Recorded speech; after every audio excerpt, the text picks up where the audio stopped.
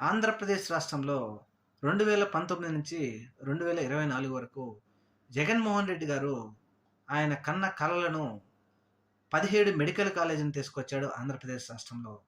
Medical కాలేజీలు కట్టి, ఆ మెడికల్ కాలేజీ పక్కనే మల్టీ నేషనల్ హాస్పిటల్స్ గనక వస్తే, పేదవాడికి ఉపయోగపడుతుందని జెప్పేసి ఆయన 17 మెడికల్ కాలేజ్ తీసుకొచ్చి, 10 మెడికల్ కాలేజీలు ఆల్రెడీ కంప్లీట్ చేసి, మిగతావి గూడా ఆ దిశగా ముందుకెళ్తా ఉంటే, చంద్రబాబు నాయుడు గారి ప్రభుత్వం మాత్రం మాకు అవసరం లేదు అంటూ కేంద్రానికి లేఖ రాసింది.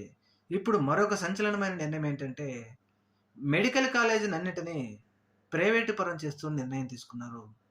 చంద్రబాబు నాయుడు గారు ఎప్పుడు అధికారంలో ఉన్నా ప్రతి ఒక్కటి ప్రైవేట్ చేయడమే ఆయన ముఖ్య ఉద్దేశ్యం. ఇప్పుడు మెడికల్ కాలేజ్ కూడా ప్రైవేట్, ప్రభుత్వ భాగస్వామ్యం అంటూ ప్రైవేట్ పరం చేస్తా ఉన్నారు.